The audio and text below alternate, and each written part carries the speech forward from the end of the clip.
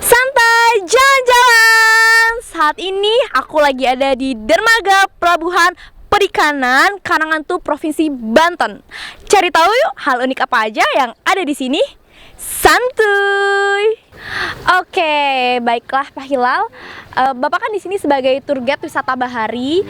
Gimana Pak ceritanya awal mula Bapak menjadi tour guide di sini? Apakah sebelumnya Bapak kerja di tempat wisata lain atau seperti apa?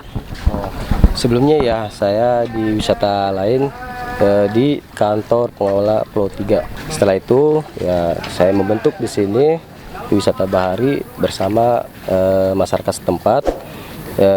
Itu pun kapal dari angkutan kita ini dari masyarakat setempat. Sudah sejak tahun berapa Pak ada wisata bahari di sini? Sejak tahun 2016. 2016 berarti kurang lebih 4 tahun ya Pak ya.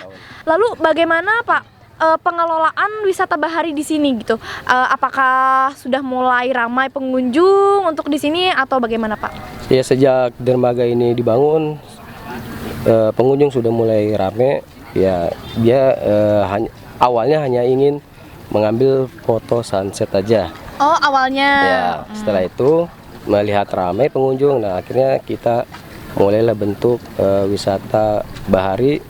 Ya dari mulai kapal, awalnya kapal nelayan kita bentuk jadi kapal wisata. Ya sedikit demi sedikit akhirnya bertambah ramai. Ya sudah kita buat rute ke pulau-pulau gitu. Lalu apakah ada perubahan dari segi ekonomi masyarakat sekitar Pak setelah terbentuknya wisata bahari ini? Ada ya, terutama untuk para nahkoda ya.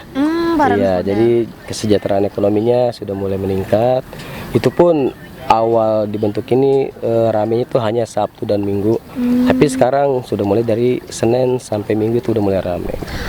Dulu Pak pada saat pembentukan wisata bahari ini Bapak bersama teman-teman rekan-rekan yang lain, sebenarnya tujuannya apa sih Pak? Tujuan awalnya gitu ingin membentuk wisata bahari di sini? Ya kan selain kita ada wisata religi ya di Kesultanan Banten, ya kita bentuklah wisata baharinya di Karangantu ini. Kan wisata kuliner udah ada di Serang. Ya. Karena wisata baharinya Kota Serang salah satunya hanya di Karangantu ini. Gitu. Lalu Pak, kalau misalkan ada pengunjung nih Pak ya kemari, apakah mereka tuh terjamin gitu keselamatannya di sini gitu? Secara mereka kan harus melewati rute yang mungkin tidak mudah ya Pak gitu. Lalu seperti itu ya seperti apa Pak? Ya kita ada setiap kapal itu ada untuk alat keselamatan seperti life jacket, sama apa sih ini yang bulat tuh life buoy ya. Terus kita bekerja sama juga dengan asuransi Jasara Harja. Itu untuk asuransi perjalanan dari darat ke pulaunya gitu. Lalu kalau untuk pembiayaan nih Pak pembiayaan yang pasti sangat ingin diketahui oleh netizen ya Pak. Mereka ingin kesini, kira-kira berapa sih Pak budget yang perlu dikeluarkan untuk bisa sampai ke wisata-wisata di sini? Kita di sini ada dua. Yang pertama itu hanya keliling laut aja, jadi kapal keluar masuk lagi. Itu untuk biayanya untuk dewasa sekitar Rp12.000. 12.000 per orang Pak? Per orang. Kalau anak-anak itu Rp6.000. Itu sudah berikut dengan asuransi. Nah yang kedua itu kita ada paket pulau. Yang disebut itu charter kapal menuju pulau. Itu biasa yang pulau terdekat seperti Pulau 5 itu sekitar Rp250.000 per kapal atau per perahu. Itu maksimal kita sudah dibatasi harus 15 orang maksimal. Apakah setiap wisatawan yang datang kemari kan satu kapal nih Pak untuk sampai ke suatu pulau, itu apakah ditemani oleh satu tour guide juga atau bagaimana Pak? Kalau tour guide kan kita di sini hanya satu ya. Kita bergeraknya hanya di daratan saja. Ya maksudnya kita ada tamu dari luar ya kita sambut di sini.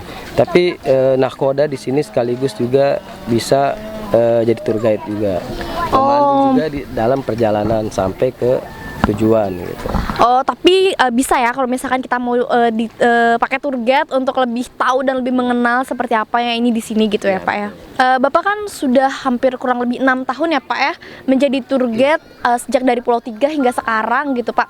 Nah, menurut Bapak kira-kira apa sih, Pak, perbedaan yang paling mendasar atau yang paling Bapak rasakan selama Bapak menjadi tour guide gitu? Awal jadi tour guide waktu di kantor Pulau Tiga itu kita kendalanya itu perahu itu susah keluar karena apa? Dangkal. Ya, berhubung di sana pengunjung berkurang, akhirnya saya pindah ke wisata bahari ini dan saya bentuk. Maksudnya tujuannya itu biar kapal-kapal mudah keluar gitu. Tapi kalau di dalam ya itu dukanya ya setiap ada pengunjung mau berangkat kita selalu cancel. Karena dangkalnya sungainya ini gitu. Lalu Pak, kira-kira di wisata bahari ini ada berapa tour guide? Kalau tour guide itu kita ada 3. Ada 3 Ya, tour guide. yang satu tour guide ya sekaligus dia yang mempromosikan, baik itu medsos, web ya. Yang kedua dia yang standby di sini di pangkalan. Seandainya ada tamu ini dia ikut bisa memandu, tapi ada juga yang di darat untuk mengarahkan gitu. Bagaimana cara tour guide itu menjelaskan kepada wisatawan, kira-kira mereka tuh menjadi tour guide tuh menjelaskan apa sih, Pak gitu? Ya, menjelaskan pertama keadaan dari mulai perjalanan. Ya, kita menjelaskan pertama ya utamakan itu alat keselamatan. Kita jelaskan, kita menyediakan alat keselamatan. Yang kedua kita menjelaskan yang ada di tempat tujuan pulaunya gitu. Ya, kita cuman hanya menghimbaukan aja kalau pada saat di perjalanan itu apa namanya, kita harus berhati-hati karena kan ngelihat cuaca juga ya tidak memungkinkan karena sering ada ombak apa. Hanya itu. Terus kita menjelaskan ya pulau-pulau yang ada di sini, jaraknya gitu. Nah, terkait dengan cuaca, Pak, apakah apabila ada pengunjung yang ingin ke pulau itu kita juga harus melihat cuaca nggak sih, Pak? Kayak misalkan, wah cuacanya lagi gak baik, mau ada pengunjung juga ditolak atau gimana itu, Pak?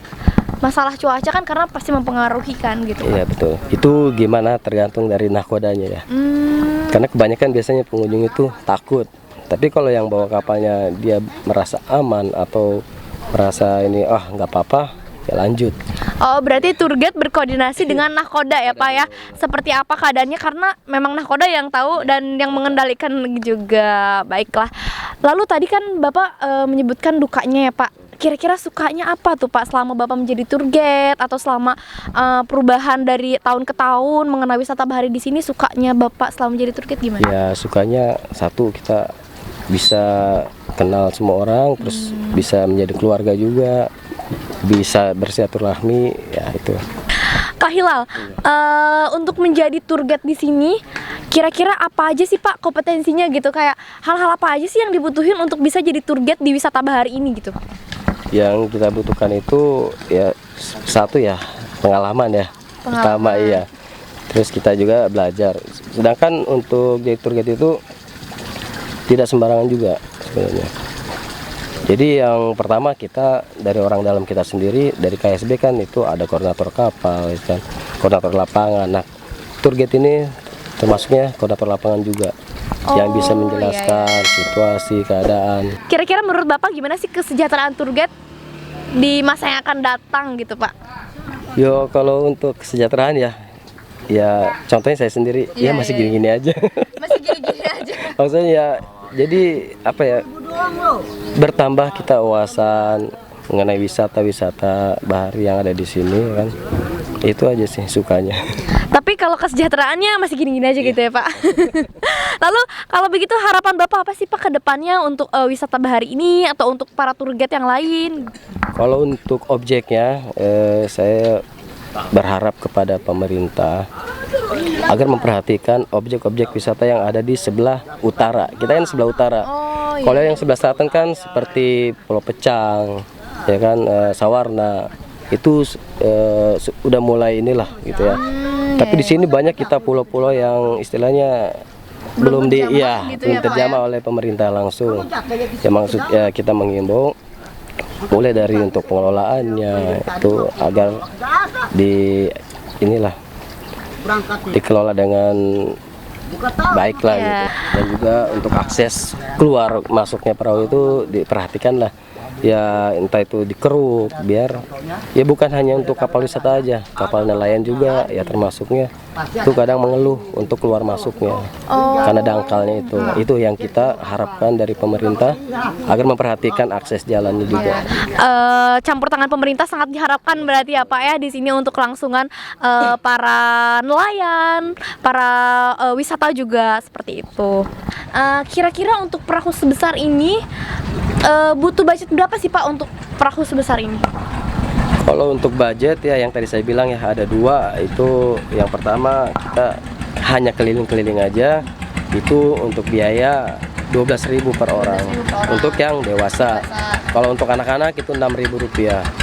Tapi yang kedua kalau rutenya ke pulau itu kita sistem charter perahu sebesar 250.000 per perahu. 250.000 per perahu.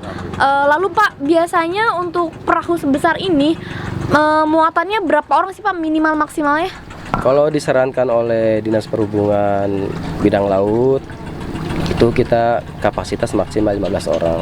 Maksimal itu 15 orang? Iya maksimal, sudah enggak. Kalau lebih kita harus 2 kapal gitu. Oh iya. Karena alat keselamatan itu life jacket itu hanya ada antara 10 atau 15 alat.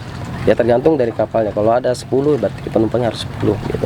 Menyesuaikan alat. Menyesuaikan dengan alat keselamatan. Nah lalu Pak, kalau di atas kapal seperti ini, kira-kira kan pasti ada arahan ya Pak ya.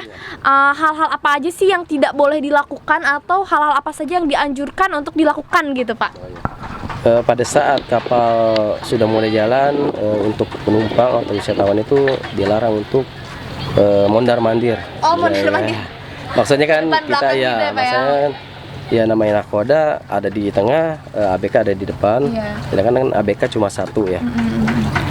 Itu dilarang dia mondar-mandir itu dikarenakan apa? Takut ada ombak, dia nggak pegangan, tiba-tiba terjatuh. Nah itu yang kita khawatirkan. Kalau yang biasanya dianjurkan misalkan untuk dilakukan, kan biasanya suka ada yang pengen foto-foto gitu ya Pak di tengah atau gimana, itu boleh nggak kira-kira? Boleh tapi didampingi dengan ABK. Oh, Iya. kalau misalkan foto ya Pak, apakah di sini juga ada jasa foto barangkali Pak? Maksudnya jasa yang khusus foto para wisatawan di sini biar lebih selamat gitu Pak? Kalau untuk jasa foto untuk saat ini kita belum ada. Oh, belum Iya, ada. Jadi foto masing-masing aja.